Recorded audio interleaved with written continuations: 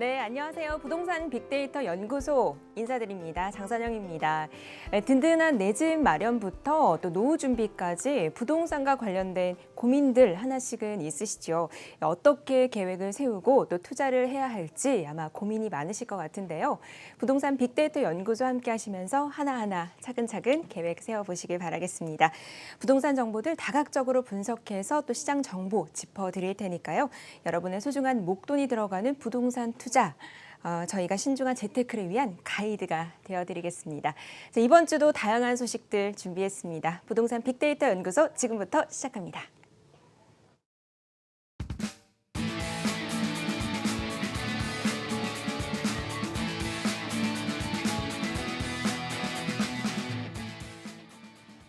네, 먼저 빅데이터를 기반으로 부동산 시장과 변화를 먼저 짚어보도록 하죠. 자, 부동산 투자의 맥 함께해 주실 두 분 먼저 소개해드리겠습니다. 자, 부동산 114 리서치팀 김은진 팀장 그리고 한국경제TV 부동산부 신용훈 기자 함께하겠습니다. 안녕하세요. 네, 안녕하십니까. 네, 안녕하세요. 반갑습니다. 자, 이제 밤에는 좀 서늘한 바람이 좀 부는 것 같아요. 가을이 오는 소리가 들리는 것 같은데, 자, 부동산 시장에도 이렇게 좀 희소식이 많이 들려왔으면 좋겠습니다. 오늘 또 이야기할 주제가 조금 무거운 주제로 시작을 해야 할 것 같습니다. 부동산 투자의 맥. 오늘 이야기할 주제는 바로 정부의 부동산 투기 집중 단속인데요. 자, 부동산 실거래 내역 집중 단속에 시작했다고요. 어떤 내용인지 먼저 신용훈 기자 짚어보도록 하죠. 네, 일단 우선 이번 조사의 진행 일지를 좀 살펴드리면요. 네. 국토교통부하고 서울시가 지난 8월 3일이었습니다. 이 TF 회의를 열었는데 여기에서 서울 집값이 좀 심상치 않으니까 어떻게 할 것이냐라는 문제가 좀 논의가 됐었고요. 네네. 그럼 집값 오르는 이유가 뭔지 시장 조사를 좀 같이 해서 짚어보자라고 의견이 모아졌습니다. 그리고 이후에 국토교통부와 서울시뿐만 아니라 관할 구청들 그리고 국세청과 감정원 등이 함께하는 관계기관 합동 부동산 거래 조사 팀이 구성이 됐고요. 또 8월 8일 킥오프 회의가 개최가 됐습니다. 그리고 각 기관 담당자 30여 명이 참석한 가운데 조사 방안들을 논의를 했고 네.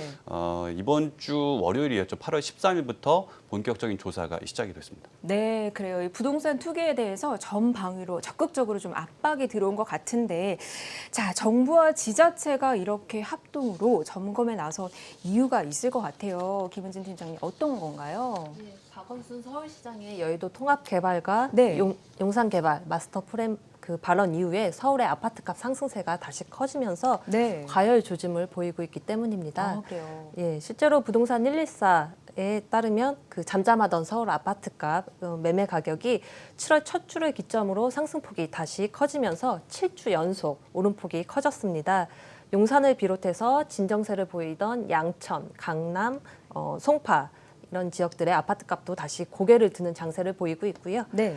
이처럼 집값이 들썩이자 이제 정부가 대대적인 주택시장 단속에 들어갔고 추가 규제 검토도 지금 거론되고 있습니다.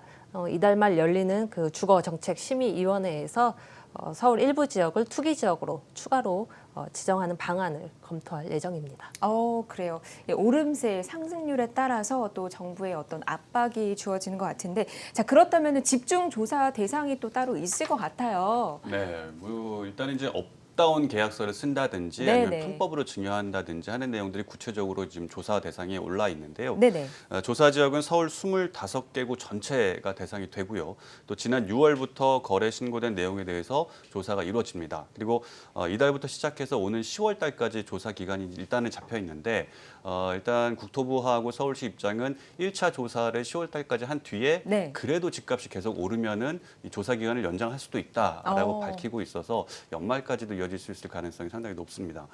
그리고 조사 방법은 위법 사례를 부동산 거래 신고 시스템으로 자동으로 추출을 하게 되고요. 의심되는 사례에 대해서 통장 사본이라든지 입출금표들 그리고 현금 조성 증명 자료 같은 소명 자료를 요구하게 됩니다. 네네. 그래도 더 조사가 필요하다 싶을 때는 출석 조사까지 이루어질 예정입니다. 네, 그래요. 위법 사례들이 있을 것 같습니다. 이런 사례들에는 어떤 조치가 취해지는지도 짚어보도록 하죠. 실제로 이제 의심 사례가 발견이 됐을 경우에는 네. 과태료 부과라든가 국세청 또 경찰청 등 관계기관에 이를 즉시 통보하게 되는데요. 구체적으로 살펴보면은 다운계약서라든지 업계약서를 썼을 경우에는 과태료 부과와 국세청 통보 대상이 되고요. 또 이 편법 증여가 의심되는 경우에는 역시 국세청 통보 대상이 됩니다. 그리고 불법 전매가 의심이 됐을 경우에는 과태료 부과뿐만 아니라 경찰이나 국세청 통보 대상이 됩니다. 다만 이제 좀 인센티브도 있는데 자진해서 이제 신고를 할 경우에는 네네. 과태료를 면제해주거나 감면을 받을 수가 있거든요. 허위로 실거래 신고한 경우에는 최초 자진 신고자에 한해서 조사 시작 전에 과태료 면제가 되고 또 조사 시작 후에는 과태료를 절반, 이 50%를 감면해주게 됩니다. 그래요. 다양한 내용도 또 소개를 해주셨는데 시장 분위기도 굉장히 궁금합니다. 자, 시장은 어떤 영향을 받을지 앞으로 전망 좀 해볼까요? 네. 네, 일단 일선 그 중개업계는 불똥이 엉뚱한 곳으로 튀고 있다는 불만의 목소리가 나오고 있습니다. 집값 불안의 책임을 공인중개사에게 전가하고 있는 거 아니냐라는 목소리인데요. 정부의 단속에 대해서 중개사무소들은 이제 단체 휴업으로 대응을 하고 있는 상황이고요. 네네. 실제로 뭐 용산이나 송파구 잠실 일대 같은 경우에는 이번 주에 중개사무소들이 일제히 문을 닫고 개점 휴업에 들어간 것으로 조사가 됐습니다. 그래요. 네. 예, 그리고 이런 단속 소식이나 어떤 그 세무조사 부담 때문에 문의 전화나 일반 손님들의 발길도 끊겼다는 그런 반응들이 나오고 있습니다.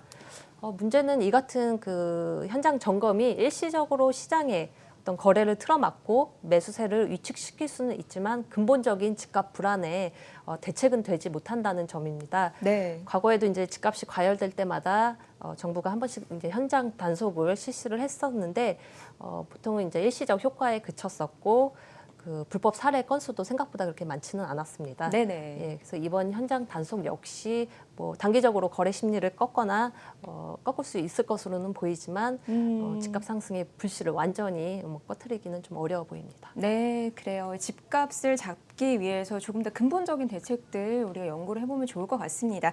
자, 저희 지금까지 정부의 부동산 투기 집중 단속에 대해서 함께 짚어봤습니다. 김은진 팀장님 계속해서 함께해 주시고요. 신용훈 기자 먼저 인사드리죠. 고맙습니다.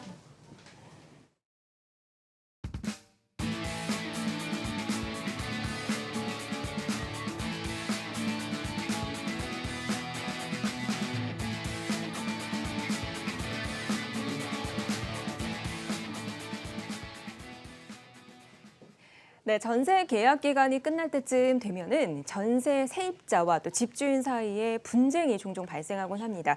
자, 오늘은요, 헷갈리는 세입자의 원상 회복 의무 그리고 집주인의 수선 의무 범위에 대해서 사례를 통해서 만나보도록 하겠습니다. 사례 먼저 소개드리겠습니다. 자, 안녕하세요. 저는 이번에 전세 계약 만료가 되어서 다른 곳으로 이사를 가려고 합니다. 제가 지금 살고 있는 전셋집에 에어컨 배관 설치 때문에 벽에 구멍을 뚫었었는데요. 이 집주인이 그 구멍 때문에 보증금을 돌려주지 않겠다고 합니다. 요즘에 에어컨은 필수라고 생각해서 에어컨 설치할 때 집주인에게 따로 허락을 받지는 않았습니다. 그런데 집주인이 원상복구를 해야 보증금을 돌려주겠다 하는데 이 세입자인 제가 원상복구를 과연 해야 하나요? 이사 날짜가 다가와서 보증금을 돌려받지 못할까 봐 걱정됩니다. 라고 사례 보내주셨습니다. 와, 참 헷갈리는 부분들이 좀 많은 것 같습니다. 저희가 사례를 통해서 소개를 드렸는데요. 자, 계속해서 더 정확한 정보들 알아보도록 하겠습니다. 부동산 114 유종선 선임연구원 함께하겠습니다. 안녕하세요. 안녕하세요. 네, 반갑습니다. 자, 이제 슬슬 가을철이 되니까 이사 고민하시는 분들 많은 것 같아요. 네, 사례처럼 뭐 전세 계약 기간이 만료될 때 이거를 과연 원래대로 해놓고 가야 되나 말아야 되나 굉장히 걱정이 되실 것 같은데, 자, 사례를 보면은 에어컨을 설치를 했단 말입니다.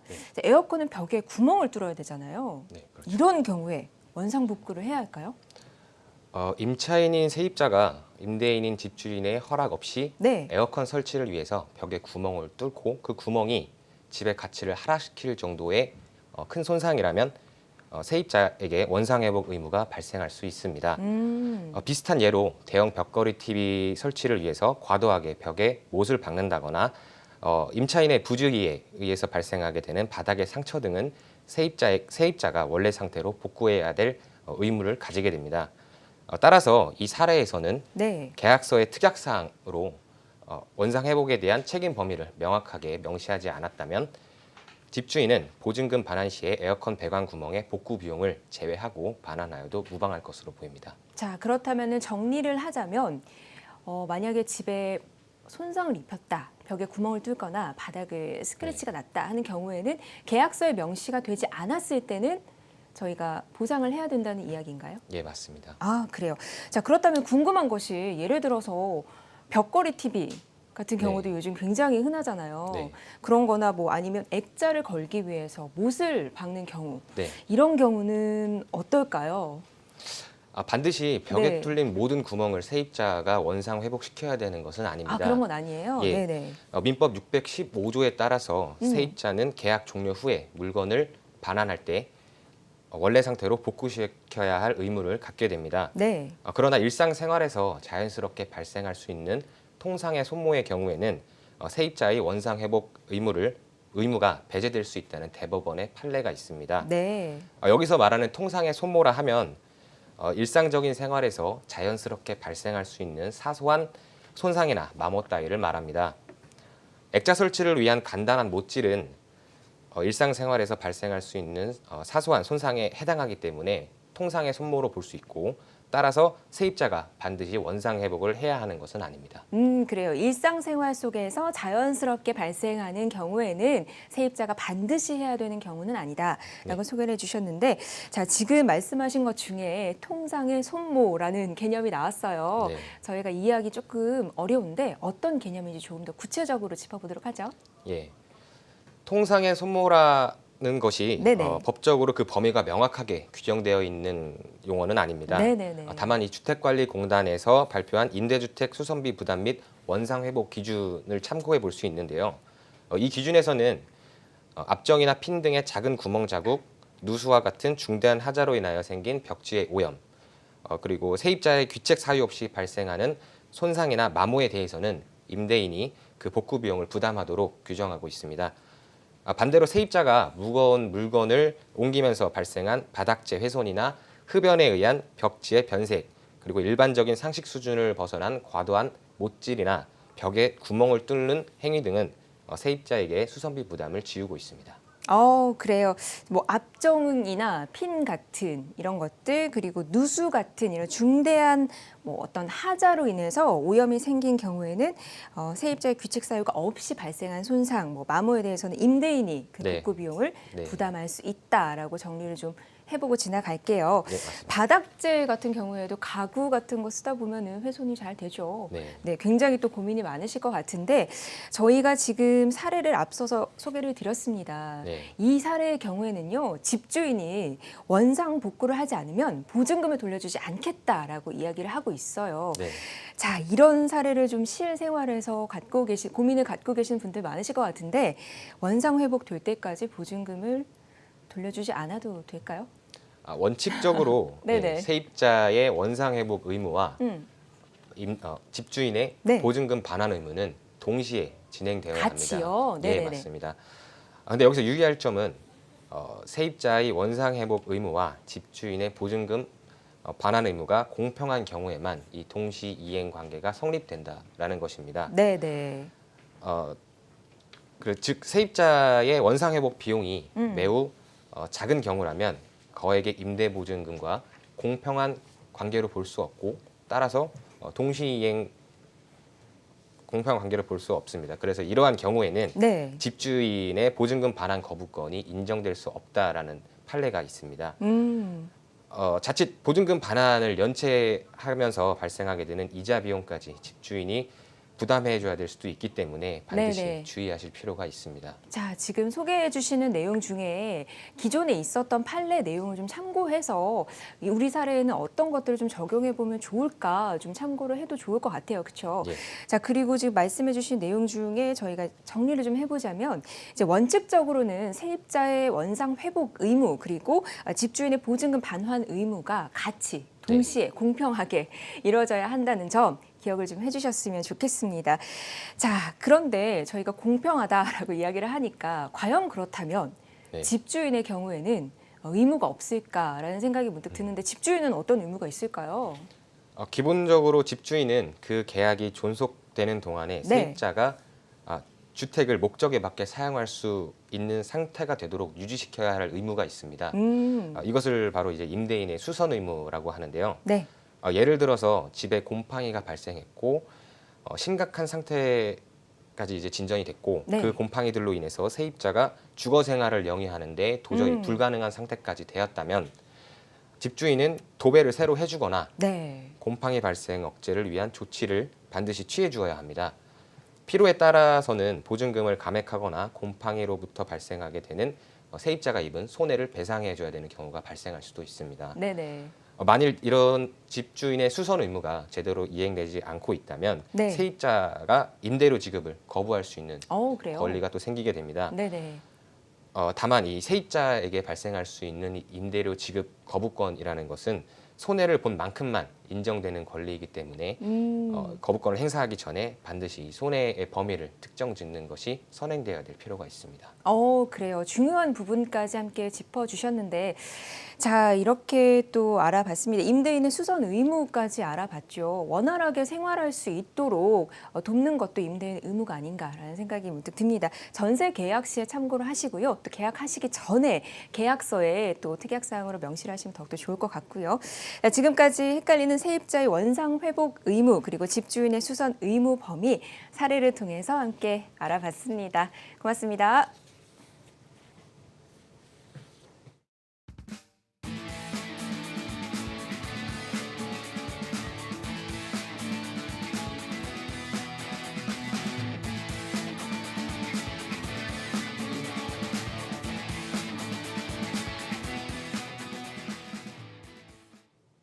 네, 이번 시간에는 빅데이터를 통해서 좀 더 빠르고 정확하게 부동산 시장 정보 분석해 보도록 하겠습니다.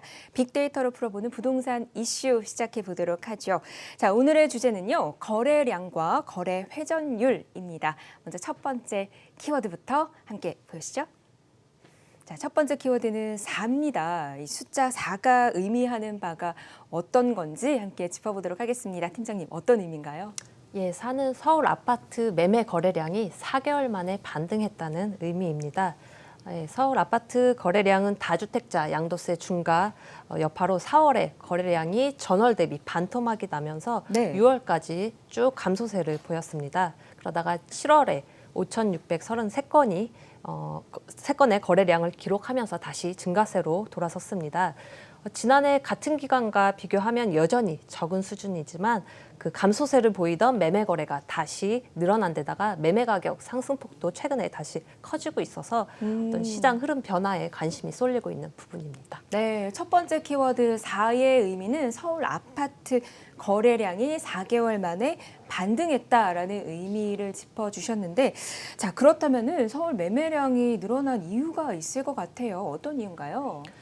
크게 한 3가지 정도로 정리할 수 있을 것 같은데요. 네. 첫 번째는 한 3개월여 동안 그 강남이나 양천 일대 아파트 값이 고점 대비 일부 하향 조정이 됐습니다. 여기에 이제 저가 매수세가 유입되면서 거래가 늘어난 측면이 있고요. 두 번째는 이제 보유세 개편안이 이제 확정이 됐죠. 그래서 그 개편안 공개된 이후에 그 시장 불확실성이 제거되면서 어떤 매수 심리가 살아났습니다. 관망하던 대기 수요가 어떤 보유세 그 사정권에 들지 않는다라고 판단한 어떤 대기 수요가 움직인 것이고요. 네네. 세 번째는 그 박원순 서울시장의 여의도 통합 개발과 용산 마스터 플랜 개발 등에 대한 기대감이 시장에 작용한 측면도 있습니다. 네, 그래요. 자, 여의도나 용산 같은 경우에도 저희가 소개를 해드린 바가 있습니다만 기대감이 좀 높은 것 같아요. 자, 저희가 빅데이터로 풀어보는 부동산 이슈 계속해서 함께하고 있는데 두 번째 키워드 만나보도록 할게요. 두 번째 키워드 보여주시죠. 자, 두 번째는 2.8입니다.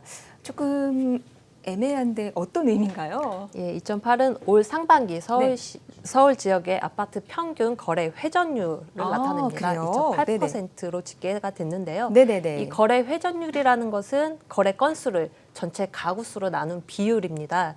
즉 100가구 중에 약 3건의 매매 거래가 성사됐다는 의미로 이해를 하시면 될 것 같습니다. 네네. 거래가 얼마나 활발한지를 따져볼 때 단순히 거래량만 봐서는 안 되고요.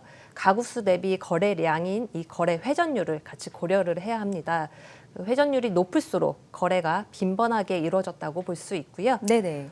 참고로 최근 5년 사이에 그 서울의 매매 거래가 가장 활발했었던 때는 2015년 상반기로 평균 거래 회전율이 5.1%였습니다. 5.1이라면은 100가구 중에 뭐 5가구 정도는 네. 매매 거래가 됐다라고 그렇죠. 저희가 이해를 해도 좋을 것 같네요. 2.8이라는 키워드 저희가 만나봤는데 올 상반기 서울 지역 아파트 평균 거래 회전율 2.8이었습니다. 자, 그렇다면은 서울에서 거래가 가장 활발한 곳은 어떤 곳일지 또 궁금해지는데 저희 계속해서 세 번째 키워드까지 함께 만나보도록 할게요. 보여주시죠. 긴 숫자가 나왔습니다. 4,548. 자, 과연 어떤 의미일까요? 예, 4,548은 네. 올 상반기 노원구의 아파트 매매 거래량 수치입니다. 노원구요. 네네. 네네네. 서울 25개 자치구 중에서 거래량이 가장 많은 지역이었는데요. 그런데 노원구의 그 거래 회전율은 2.9%입니다. 서울 평균을 약간 웃도는 수치이죠. 이렇게 거래 회전율이 그 거래량에 비해서 적은 것은 노원구의 이제 아파트 가구 수가 아무래도 많기 때문인데요. 예, 거래 회전율 기준으로 보면 서울에서 회전율이 가장 높은 지역은 관악구로 나타났습니다. 그래서 관악구의 거래 회전율은 4.5%이고요. 이어서 성북구, 강북구, 네. 은평구 순으로 회전율이 높게 나타났습니다. 음. 올 들어서 주로 이제 실수요 중심의 매매 거래가 늘면서 이들 지역의 거래가 상대적으로 활기를 띠었다 이렇게 풀이가 됩니다. 반면 강남구 같은 경우에는 거래 회전율이 1.3%로 서울에서 가장 낮게 나타났습니다. 그래요. 예. 네. 아무래도 이제 부동산 규제에 집중 타깃이 된 지역인데다가 양도세 중과로 주택 보유자들이 이제 매도를 꺼리면서 네. 거래량이 크게 줄었기 때문입니다. 그래요. 자, 같은 방식으로 개별 아파트 단지별 거래 빈도 따져볼 수 있을 것 같은데 같이 한번 짚어보도록 할게요. 네.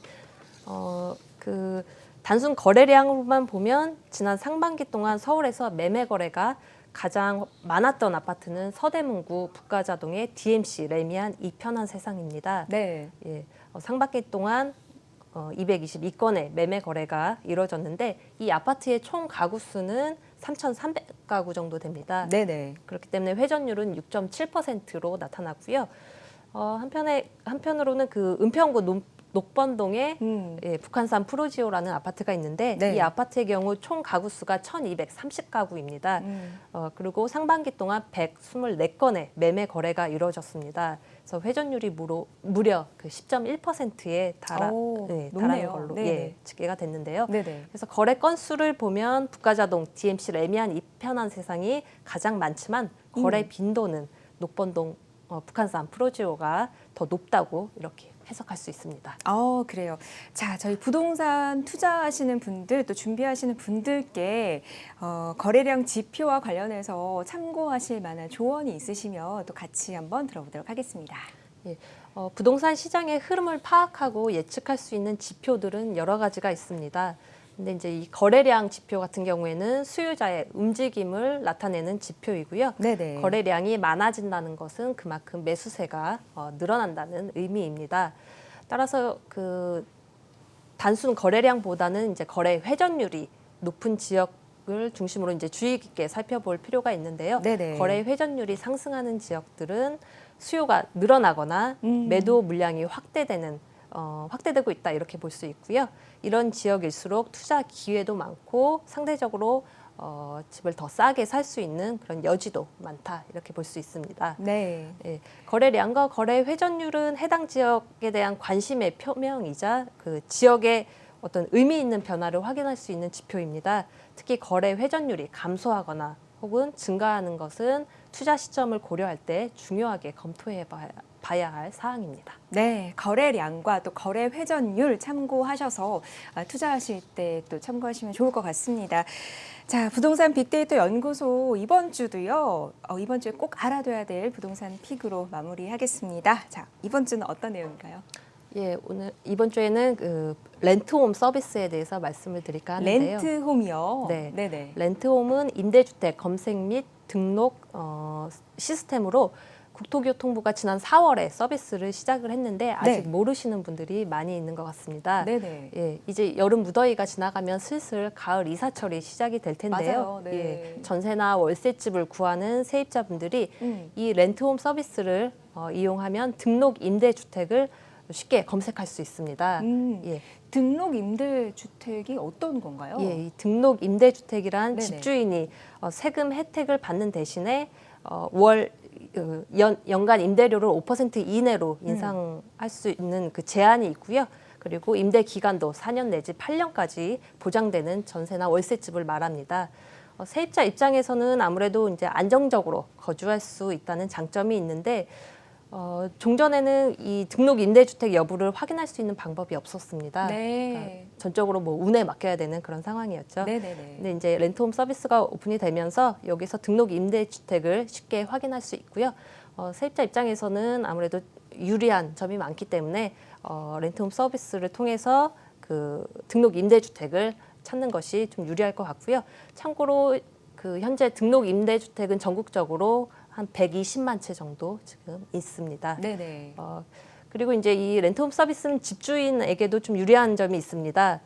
임대사업자들이 그 렌트홈 사이트를 통해서 주택 임대 등록 신청을 하면 세무서에 별도로 방문하지 않아도 되기 때문에 네. 세입자와 집주인 모두 편리한 서비스라고 할 수 있습니다. 네. 세입자, 집주인 또 가을 시즌 되니까 이사 계획하고 계시는 분들 있으시다면 렌트홈 서비스 활용해 보시면 더욱더 좋을 것 같습니다. 자, 이번 주 정말 좋은 정보들 함께 나눠주셨는데요. 두 분 먼저 인사 나누겠습니다. 고맙습니다. 예, 고맙습니다. 네, 고맙습니다.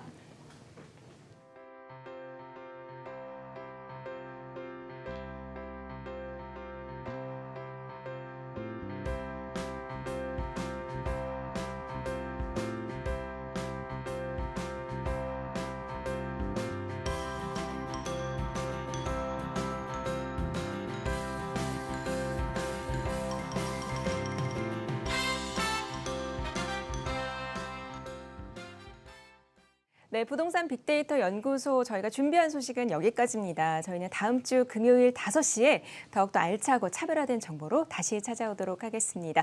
부동산 투자는 본인의 선택으로 이루어지는 만큼 신중하고 꼼꼼하게 결정하셔야 된다는 것 기억을 하시고요. 저희는 다음 주에 인사드리겠습니다. 고맙습니다.